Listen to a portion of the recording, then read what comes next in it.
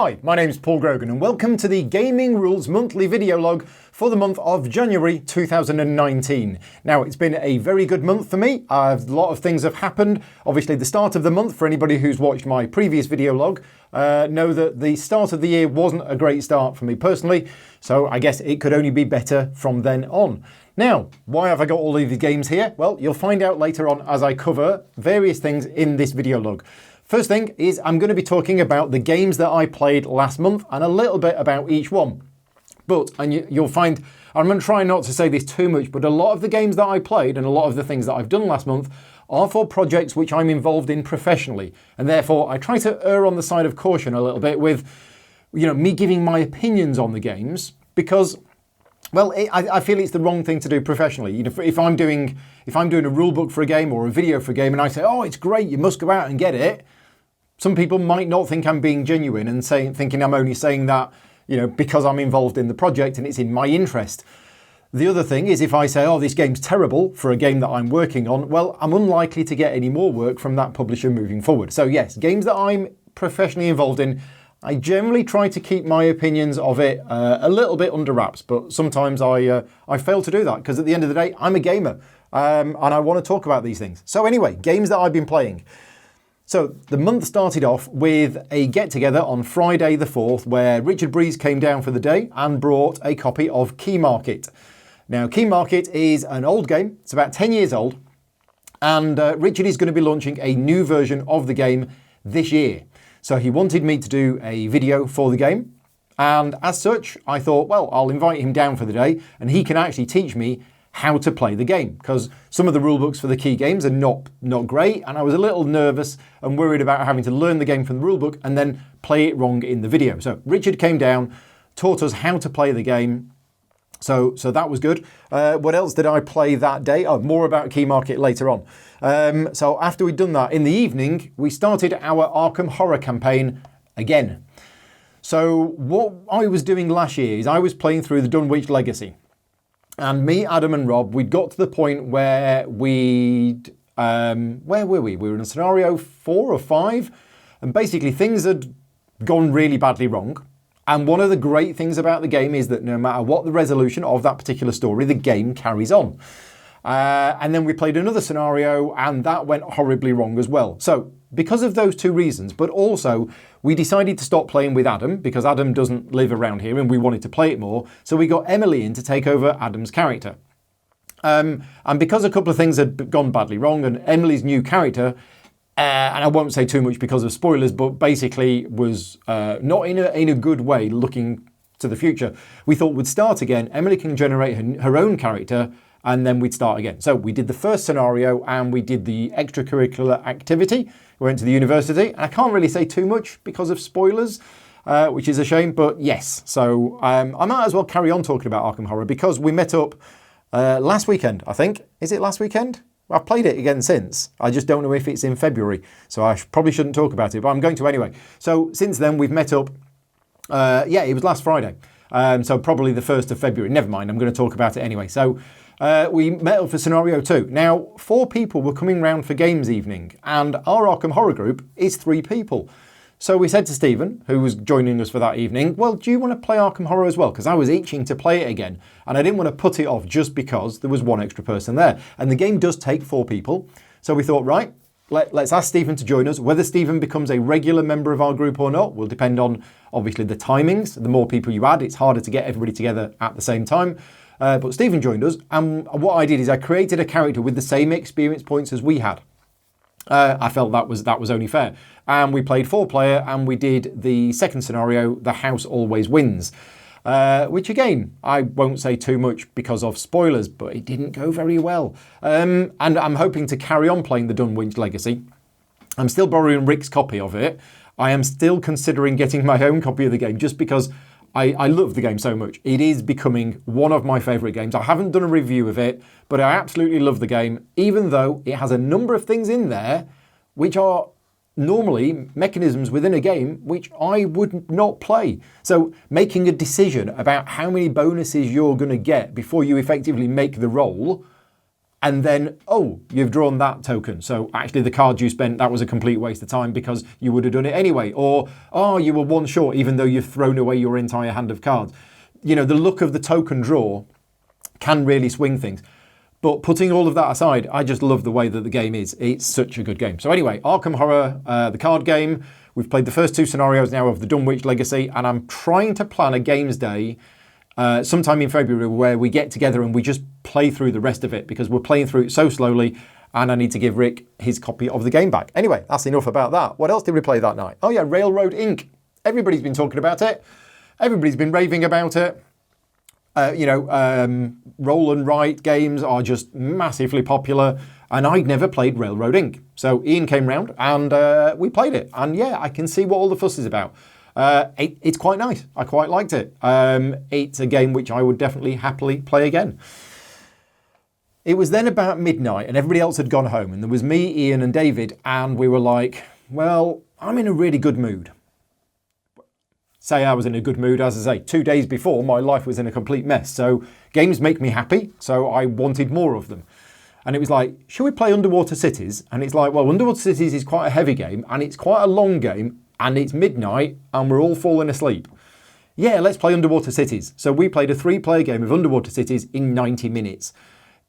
Okay, so, I mean, I've done a review of this game. Go and check out my review. But this is a game where you are going to be playing it for 3.5, 4 hours when you first play it. And it's got the same reputation for being, oh, it's a long game. And yeah, it is longer than your average game these days. But 3-player game, we all knew what we were doing, so there was no rules explanation. Played it in 90 minutes. We played fast. That is great. I mean, 90 minutes for a game of that depth. Yeah, really like that. So yeah, Underwater Cities. It's the only time I've played it this month. If you want to find out my full opinion of it, go and check out my review video.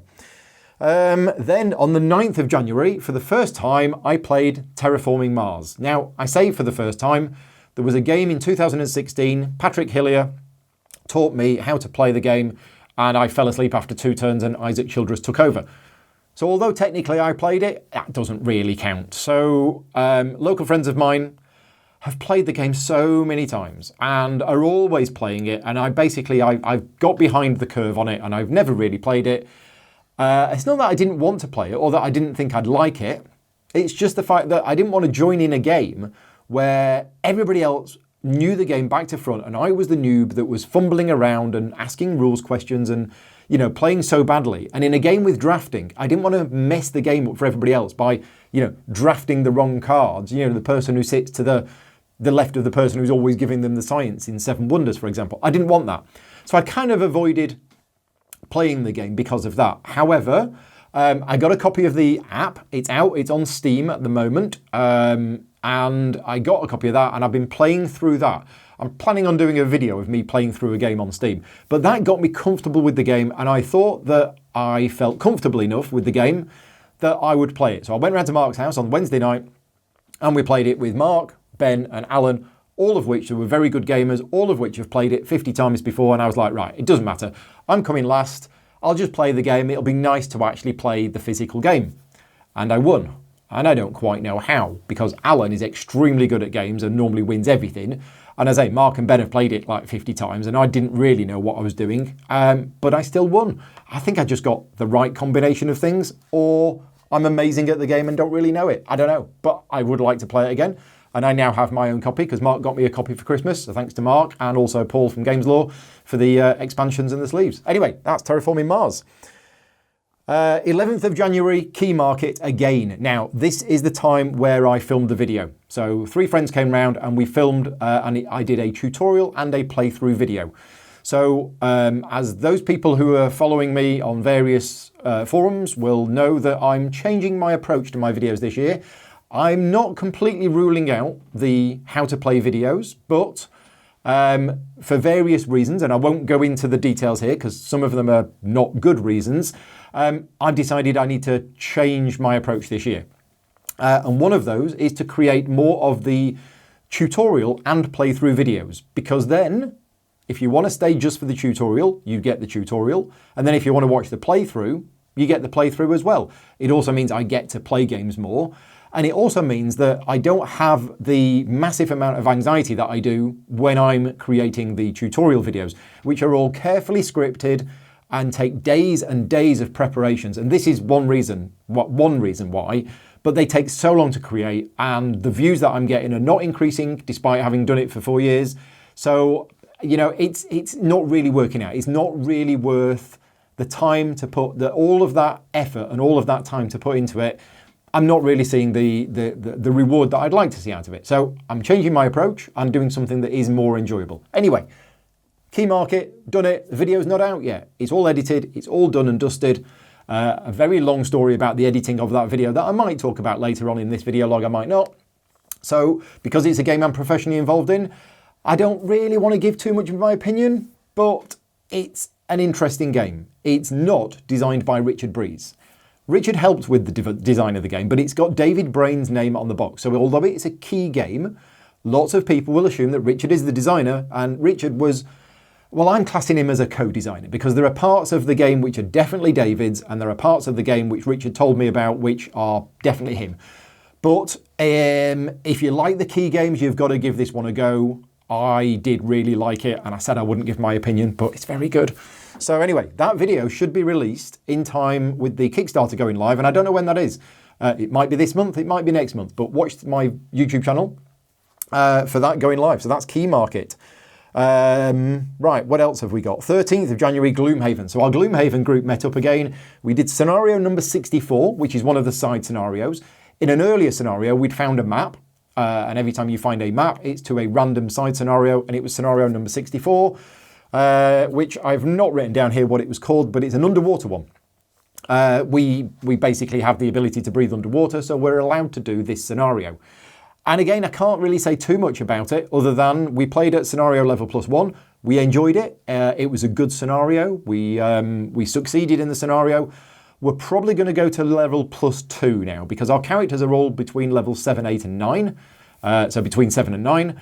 And they're quite powerful. And as I've mentioned, I think in my top 5 games of 2017 video, like a lot of people had been telling me, the game does, I think, break down in terms of scalability when you get to the really high level. So level 7 to 9, I think the game becomes a lot easier, and therefore we're increasing the difficulty level in order to cope with, in order to do that, which is fine.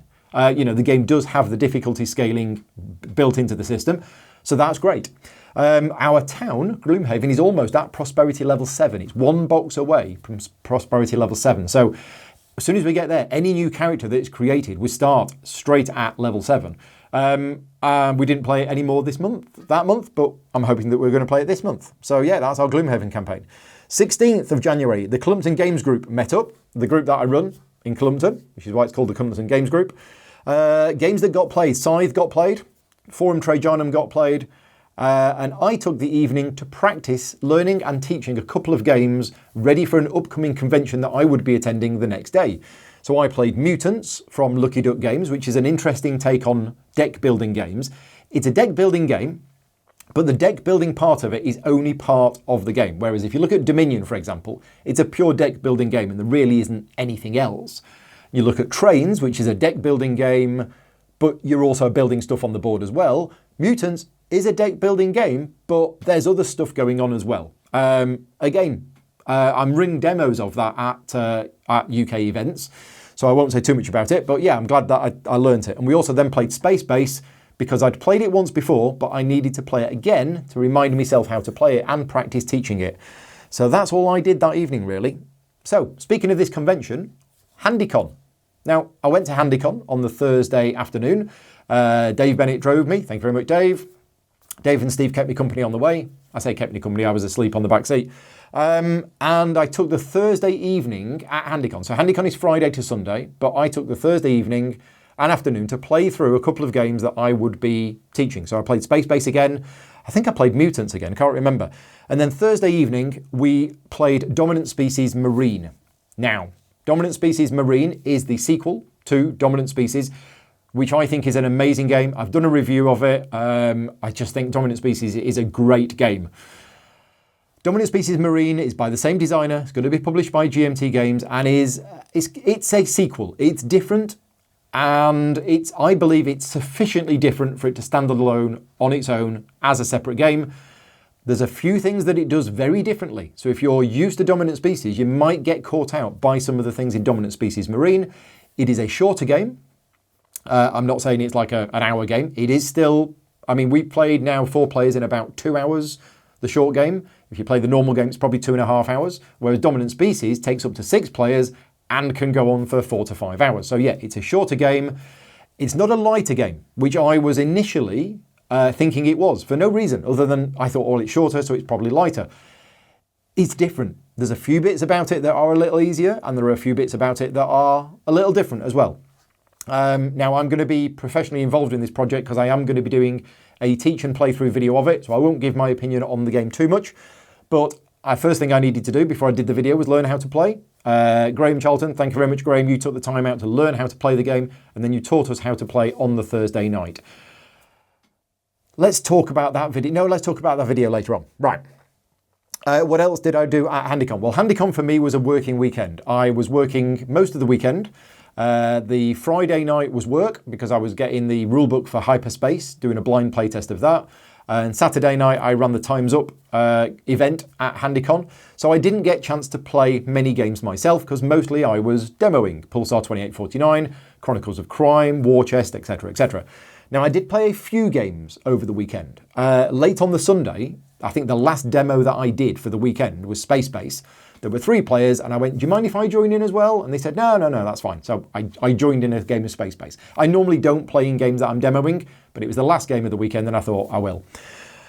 I also played a few games of War Chest over the weekend. Now, I organised a War Chest tournament at HandyCon, and a number of people had signed up for it. I think there was 8 people that had signed up for it.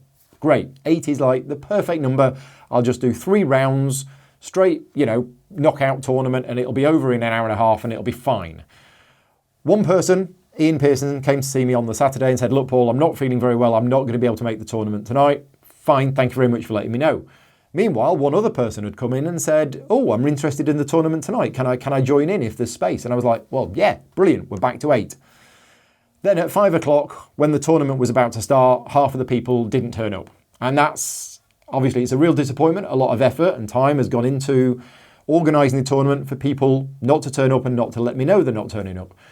Thankfully, a couple of other people were hanging around the area and was like, oh yeah, what's this? So we quickly taught them how to play, and then they joined in the tournament. So thank you very much for those people for joining in at very short notice, but we were still only 7 people.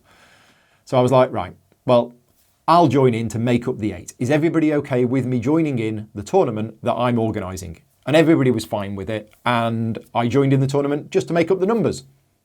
And then won. So I am now officially the UK champion of War Chest. There we go. Brilliant. I didn't really want to win the tournament that I organised, but it was all above board. I did play... It was interesting because 2 people who've played the game a lot. So Andy Grant played the game a lot. And then at the start of the tournament, it turns out he realised he'd been playing to 4 extra control markers on the board and it should be 6. So yeah, Andy had been playing it lots, but had been playing it wrong. And then in the final game against, who was it I was playing? I can't remember. Sorry. I was playing and there was a move that was made. It was like, oh, I'm going to do this to claim initiative. And I was like, oh, you can't do that. And it turns out that they'd been playing the game. They'd played it like 50 times and they'd been playing it wrong as well. And that move was a very important move. So yes, I checked afterwards and we did play it correctly. I did have the rules correct. But yeah, War Chest, great game. Really, really enjoy it. And UK champion. Thank you very much. Saturday evening, I was really tired and I thought, but I don't want to go to bed just yet. I'll play a couple of little quick games. So Richard Breeze was there and we played a couple of little card games. We played The City by Tom Lehman. Now this is out on Kickstarter right now. But Richard's had a copy for years and I remember playing it about 3 or 4 years ago when Richard brought it round originally. He's got the German version of the game with English paste-ups.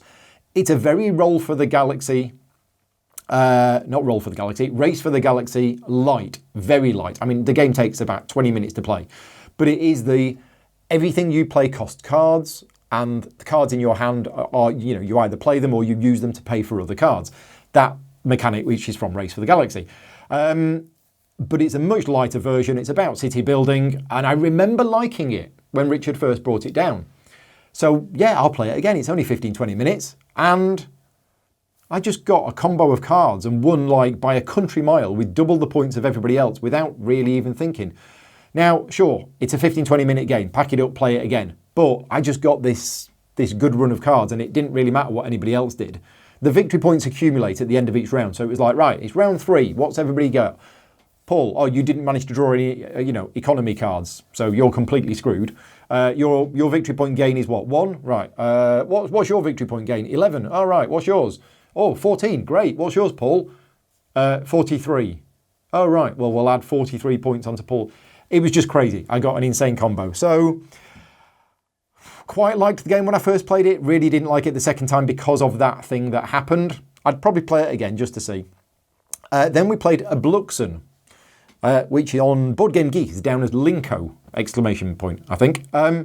Which is another game that Richard raved about, and he said, oh, it's an amazing game. It's just cards with numbers, and it's a trick-taking game, but it's clever and it does a lot of different things. And I really didn't like it. We only played one game, and it didn't take very long, and you're supposed to play a series of games, and I think if you play a series of games, the luck will balance out. But I played one game. The luck factor for me was just way too high. Whoever drew the 13s just did really well, and yeah, I mean, it was clever. There were some clever bits about it, but I felt that the look of the cards was a bit too much. As I say, you are supposed to play multiple games, and I didn't. I just played the one and then went to bed, so it's a little bit of an unfair opinion, but that was my opinion after one play. Right, Handicon over. What else did I play? 25th. So, I filmed the how to play video for Yokohama Duel. So again, I'm professionally involved in this project. I'm not going to say too much about it, but Paul came round in the afternoon. He'd borrowed Handicon. He'd borrowed the game at Handicon and played it with Tom. So Paul came round, and we basically, I'd browsed through the rules. So basically, we had a game where Paul knew how to play. I'd learned from the rulebook. We played it just to make sure that we'd got the rules correctly, and then we filmed a video for it. That video is online now. The Kickstarter is running right now. So if you want to see me teach you how to play Yokohama Duel and then play through it, go and check out that video. As I say, I was involved in the project and it's on Kickstarter right now, so I'm not going to give my opinion of the game.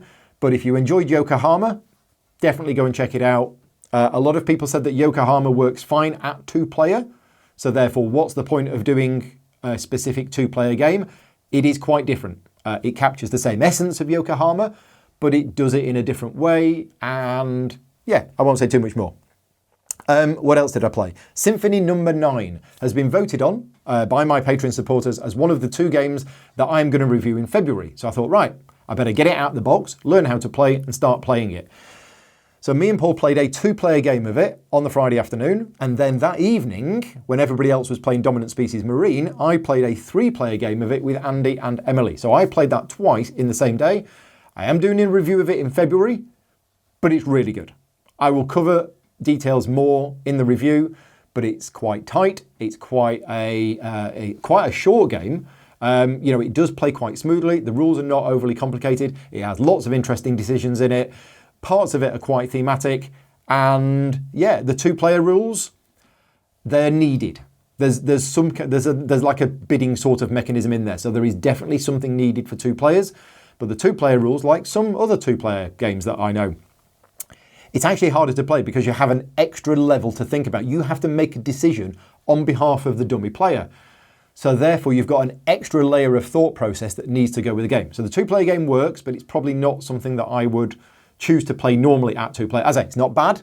More in the review, which I'll do later on. What else did I play? Space Base. We played Space Base again because I really like it. So yeah, we played that. And then on the 30th, a game that I am reviewing, I am actually filming the review video of it straight after I've filmed this video log, even though I might put that video up first, I'm not sure yet. Coimbra. I've played it twice. I wanted to play it once more at 2-player before I did a review of the game. So I did that, and I'll be filming my review video of it, literally, as I say, straight after this one. And then in the evening, we played Dominant Species Marine, which was the tutorial and playthrough video. So this was Wednesday, actually, yeah. So Wednesday the 30th, that video was done. And what I did is I sent it through to Chad Jensen, just a very rough copy of it, and we talked about a few things. and I'm going to redo it. And the reason why is two things. First of all, I was 90% happy with the teach. There were a couple of points which I'd missed out, which were not major. And about halfway through, I was like, oh yeah, there's a little rule I forgot to mention, it's this. And the other players were like, oh yeah, that's fine. It wouldn't have affected anything we did, but now we know that rule. Whereas my intention was for that video that I would give all of the rules up front. So literally you can just watch it for the tutorial and you'd get everything, and then you can watch the playthrough afterwards. So because I'd missed a couple of little rules, I wasn't 100% happy with it. But then, in discussions with Chad, some of the rules of the game have changed. So the rule about the vent tiles has now changed, and I thought, right, I don't want my video to be out there. Although I could put subtitles on screen and everything else, I think I'd feel more comfortable refilming the video with these new rules. I have now, as of this morning, I have penciled that in. That's going to be filmed next Wednesday, I think. Yeah, so it's all arranged. I'm going to do another video of it, and that video will hopefully be out by the end of February, I think. Maybe even the middle of February. So that's it. That's all of the games that I played in January 2019. So moving on, Patreon changes. So I'd been thinking, I spent half of January thinking that this was the best month for me Patreon-wise. It's been a fantastic month. Lots of new people have jumped on board. I have reached my next goal, which was to create the top 5 games of the top 10 games of all time, according to my Patreon supporters. I did it once.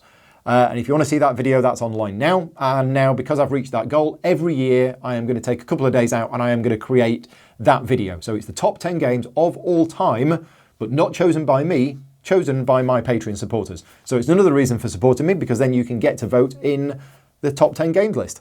Then, a few days ago, I did a graph of my Patreon growth. I'm going to do it that way. Yeah, Patreon growth over the last 12 months.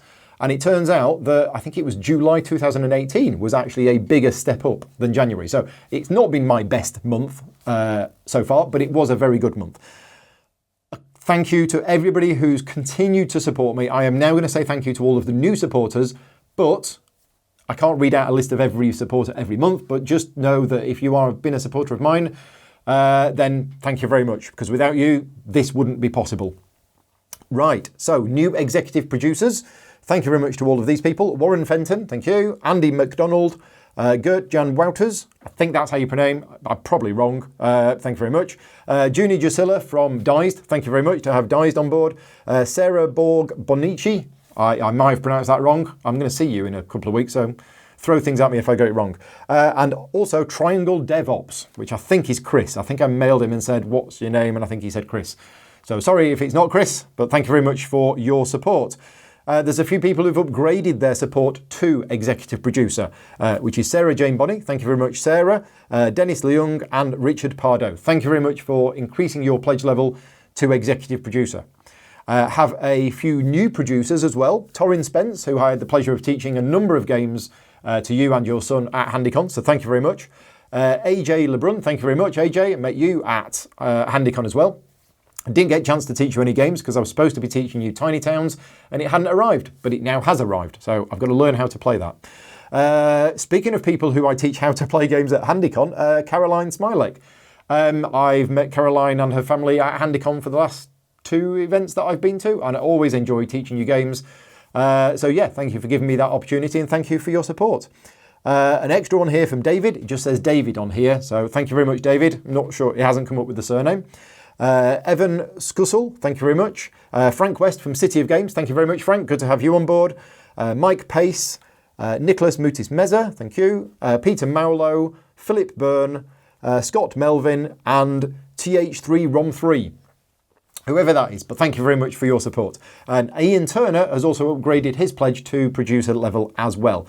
So thank you very much to all of my new producers. There's a few extra people who've supported at lower levels who I said I would say thank you to. And that's Gabriel Hardy, thank you very much. Gary Rhodes, Joe Raro, Junaid Ansari, the Love Comics Archive, Alice Moore, Sierra Edwards, Denise Wilson, and Erin Anderson. Good to have you back, Erin. Thank you very much to everybody for all of your support. Now let's move on to the contest. So the contest in January was to win a copy of Brass Birmingham. And this is the deluxe copy. It's very heavy. It's unopened. Thank you very much to Roxley Games for giving me a copy of Brass Birmingham to give away. And let's go over to the computer and do the draw. Right, this is Paul in the editing room on the other microphone. So yeah, so executive producers get 3 entries, producers get 1 entry, and let's do the formula here. Rand between, and it's up to 358, and the formula spits out 112. So let's scroll up, and see who this is. 112 is Mohammed Al-Itiki, whose name I always pronounce. So congratulations to Mohammed.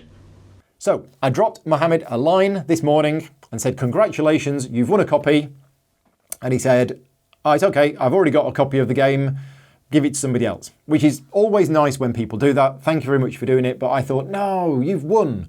You know, you've been a supporter of mine for a while. So what else have I got in my pile of games that I'm going to be giving away in future? And Mohammed's picked Keyflow. So I will be getting this across to you.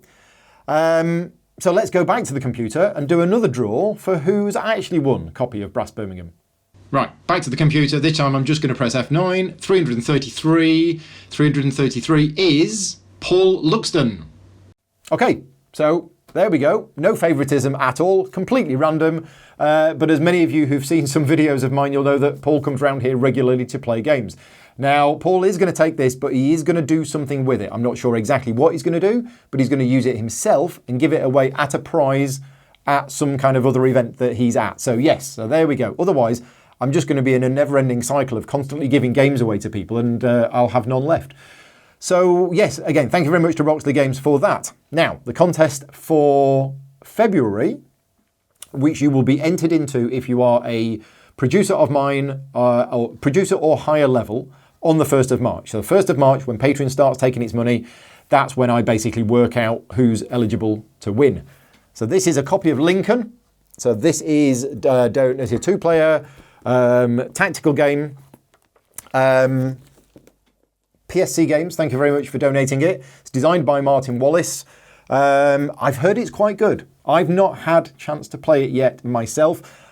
I've heard the rulebook is not that good, and that you will have to look up some questions online. I hope PSC Games don't mind me saying that, but I think it's true, because basically everybody who has spoken to me about the game has said that it is a good game. The rulebook you've got the learning curve and you need to go and look up some FAQ. But anyway, they've given me a copy of this to give away.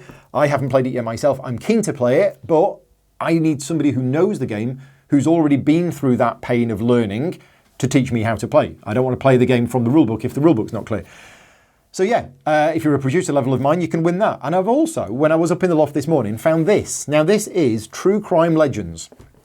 This is designed by James Martin.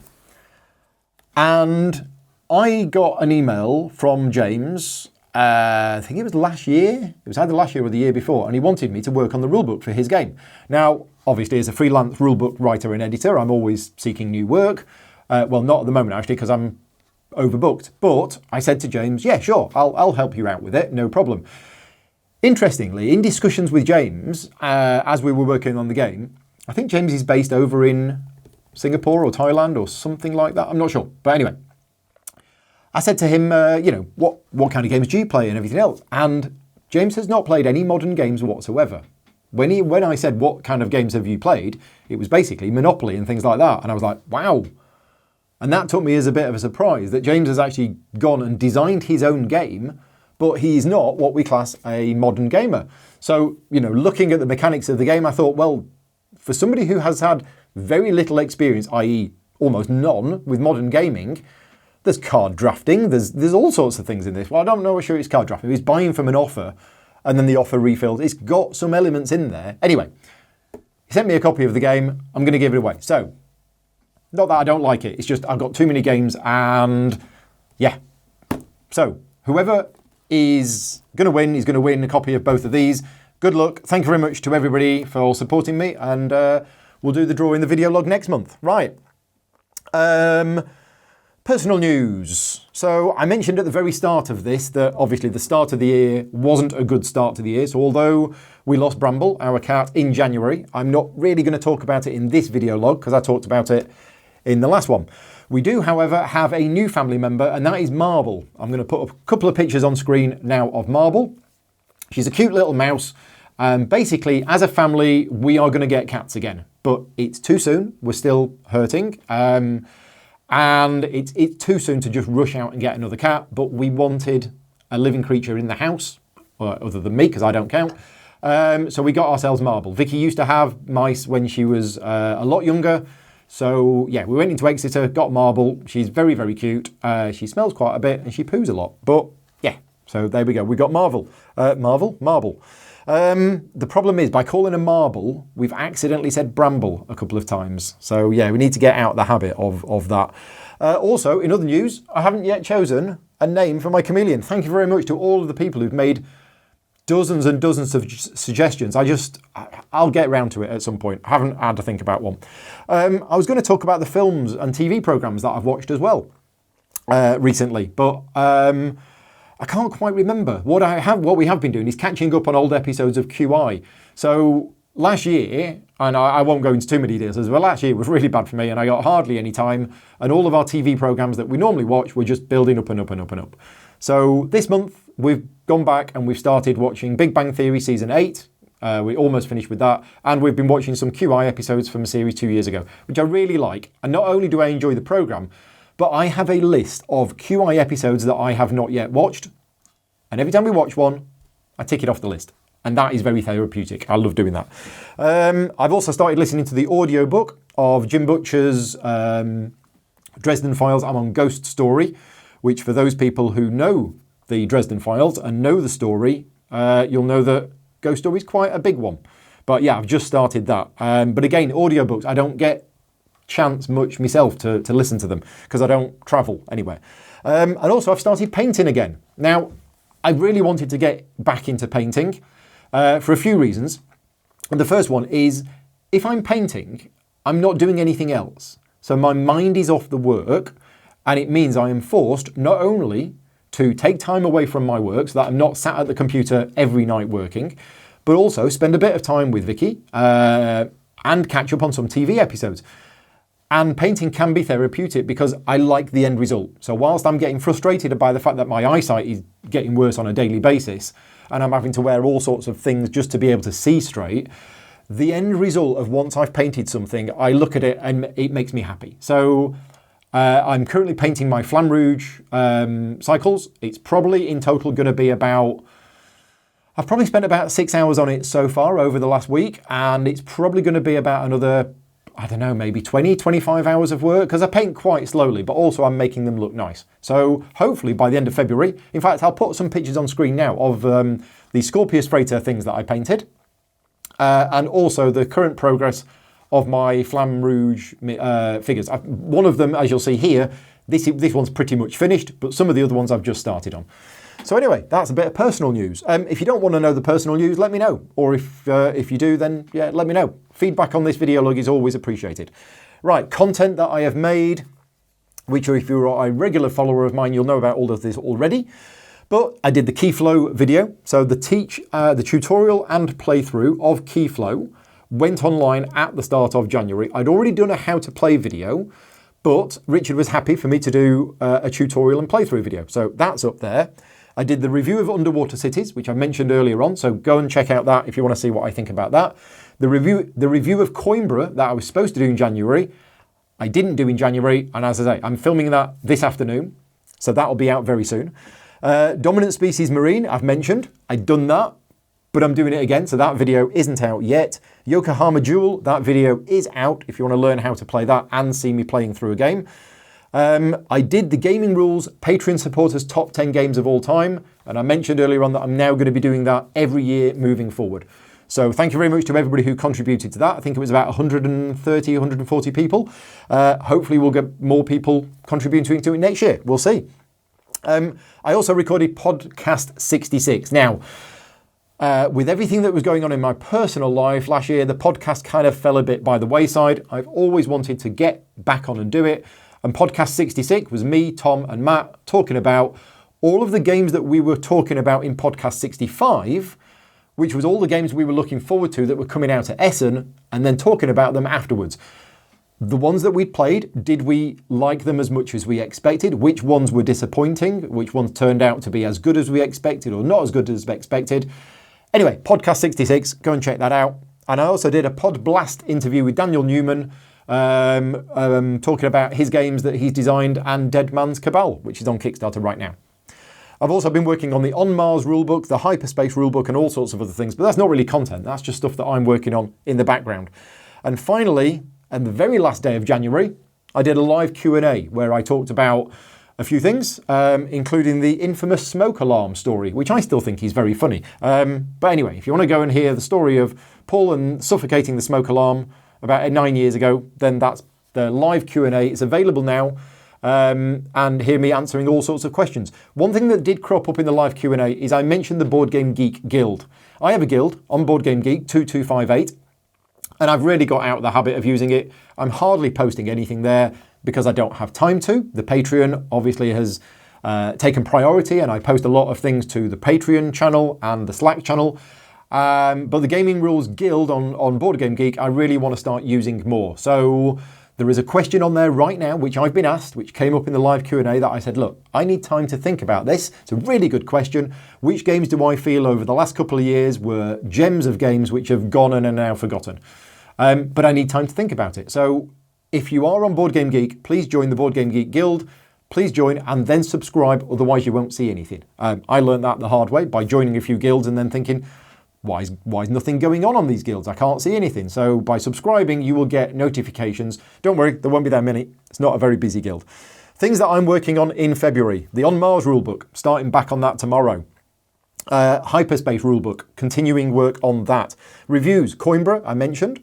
Teotihuacan and Symphony No.9. They will be the reviews that I will be doing in February.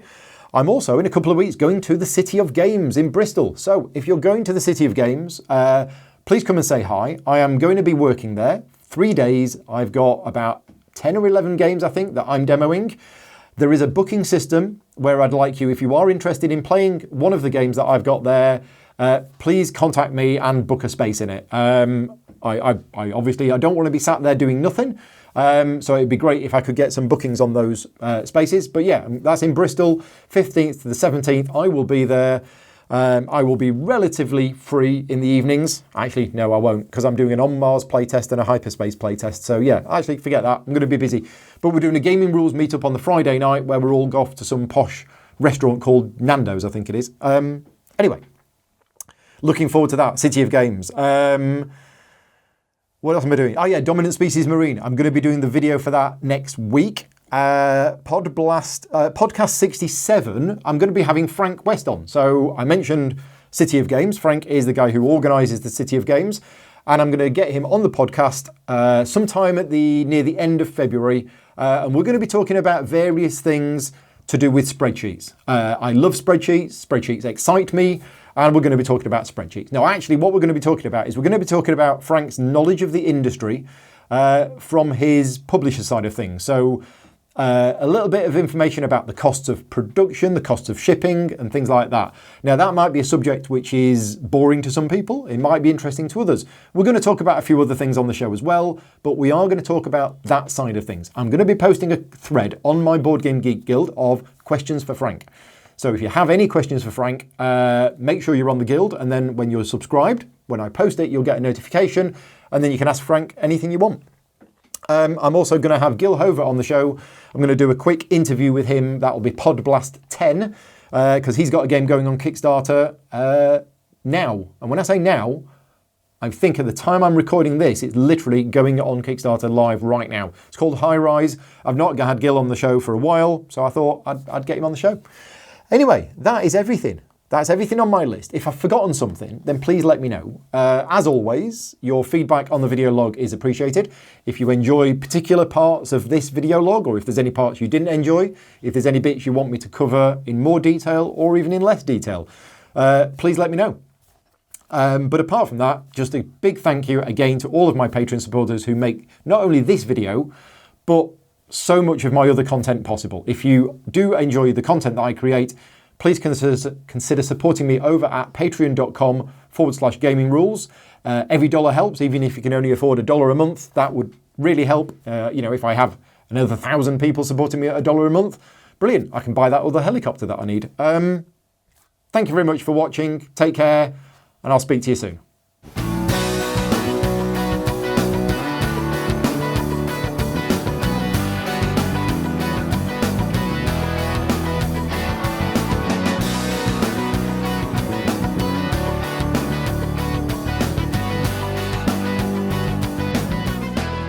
Gaming Rules is proudly sponsored by Game Toppers, upgrading your gaming experience. Visit GameToppersLLC.com.